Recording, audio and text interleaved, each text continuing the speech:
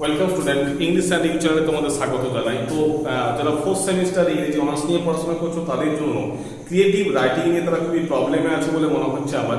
তো সেই জন্য ক্রিয়েটিভ রাইটিং এর উপর আমি একটা কমপ্লিট সাজেশন দিচ্ছি, 2 মার্কস, 5 মার্কস এবং 10 মার্কস। প্রথমে দেখে নাও 2 মার্কসের মোস্ট ইম্পর্টেন্ট কোশ্চেনগুলো। তো what is creative writing? Creative writing কাকে বলবো আমরা?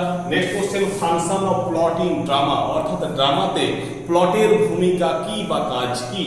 3 নম্বর কোশ্চেন যেটা করবে সেটা হচ্ছে what are the different type of drama and novel, অর্থাৎ এই ড্রামা এবং নোভেলের বিভিন্ন যে ভাগ আছে সেগুলোকে টাইপসগুলোকে জাস্ট আলোচনা করতে হবে।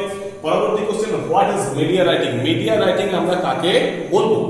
তারপর দেখে নাও what is proof reading? Proof reading কাকে বলে? পরের question, role of grammar in creative writing, creative writing এর ক্ষেত্রে গ্রামারের ভূমিকা কি। Next question, why editing is important, অর্থাৎ এডিটিং কেন প্রয়োজন, এডিটিং কেন এত important. Next, function of language in poetry, অর্থাৎ কবিতার ক্ষেত্রে ল্যাঙ্গুয়েজের ভূমিকা বা কাজ আলোচনা করো। Next question, difference between simile and metaphor, অর্থাৎ সিমিলি এবং মেটাফোরের মধ্যে পার্থক্যগুলো কি কি, সেই পার্থক্যগুলো আমাদের আলোচনা করতে হবে। Next, role of imagination in creative writing, creative writing এর ক্ষেত্রে কল্পনার যে ভূমিকা আছে, কল্পনা শক্তির যে ভূমিকা সেটা আলোচনা করতে হবে। Next, academic writing versus creative writing, অর্থাৎ একাডেমিক রাইটিং এবং ক্রিয়েটিভ রাইটিং এর মধ্যে পার্থক্যগুলো আলোচনা করো। তো মাই ডিয়ার স্টুডেন্ট, এই হলো 2 মার্কসের কোশ্চেন। নেক্সট আমাদের 5 মার্কসের কোশ্চেন। এরপর দেখো 5 মার্কসের কোশ্চেন। 5 মার্কসের ইম্পর্টেন্ট কোশ্চেন গুলো কি কি? ডিফারেন্ট টাইপস অফ পোয়েট্রি, অর্থাৎ পোয়েট্রির বিভিন্ন ভাগ।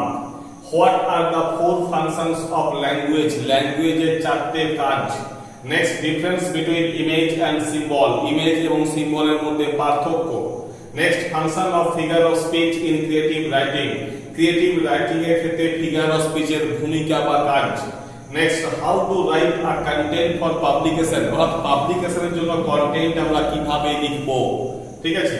Next, how to develop effective media writing, কিভাবে ইফেক্টিভ মিডিয়া রাইটিং ডেভেলপ করা যায়, অর্থাৎ সেই লেখার মানটাকে কিভাবে বাড়ানো যায় বা গুণগত মান কিভাবে বাড়ানো যায়। Next, importance of new media, new মিডিয়ার ভূমিকা। এখন তো বুঝতেই পারছো অনেক মিডিয়া চলে আসছে, তো নিউ মিডিয়ার ইম্পর্টেন্স বা গুরুত্ব। নেক্সট হচ্ছে importance of proof reading, proof reading এর ভূমিকা। তো এইগুলো হলো 5 মার্কসের কোশ্চেন। নেক্সট তোমরা যেটার জন্য অপেক্ষা করেছো লং কোশ্চেন বা 10 মার্কসের কোশ্চেন, এরপর দেখে নাও 10 মার্কসের ইম্পর্টেন্ট কোশ্চেন। এরপর ক্রিয়েটিভ রাইটিং এর শেষ যেটা 10 মার্কসের কোশ্চেন সেগুলো দেখে নাও। প্রথম question, importance of plot in drama, অর্থাৎ ড্রামাতে প্লটের ভূমিকা কি বা গুরুত্ব কতখানি। Next question, can creativity measure, অর্থাৎ ক্রিয়েটিভিটি কি পরিমাপ করা যায়। Right various dimension that used for measuring creativity, অর্থাৎ বিভিন্ন ডাইমেনশন গুলোকে উল্লেখ করো যেগুলো এই ক্রিয়েটিভিটিকে মেজার করার জন্য ব্যবহার করা হয়ে থাকে। তারপর দেখো what are the different types of media writing, অর্থাৎ বিভিন্ন ধরনের মিডিয়া রাইটিং গুলো কি কি।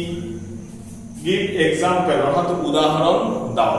পরের question, how to write a content for publication, পাবলিকেশনের জন্য কন্টেন্ট আমরা কিভাবে লিখব। Next, role of imagination and inspiration in creative writing, অর্থাৎ ক্রিয়েটিভ রাইটিং এর ক্ষেত্রে ইমাজিনেশন এবং ইন্সপিরেশন, উৎসাহ এবং কল্পনার ভূমিকা কতখানি। তোমরা যদি এই কোশ্চেন গুলো করে যাও আশা করি তোমরা পরীক্ষার ক্ষেত্রে কমন পাবে এবং তোমরা সমস্ত কিছু লিখতেও পারবে। এগুলোকে নিয়ে তোমরা প্রিপারেশন তোমাদের জারি রাখো, সুন্দরভাবে এগুলোকে পড়াশোনা করে যাও এবং তোমাদের পরীক্ষা ভালো হোক এই কামনা করি। আর অতি অবশ্যই চ্যানেলটাকে যারা এখনো লাইক করোনি লাইক করো, সাবস্ক্রাইব করো, বন্ধুদের মধ্যে শেয়ার করে দাও। তোমরা ভিডিও দেখো কিন্তু লাইক করো না, অতি অবশ্যই লাইক করে দেবে। Thank you.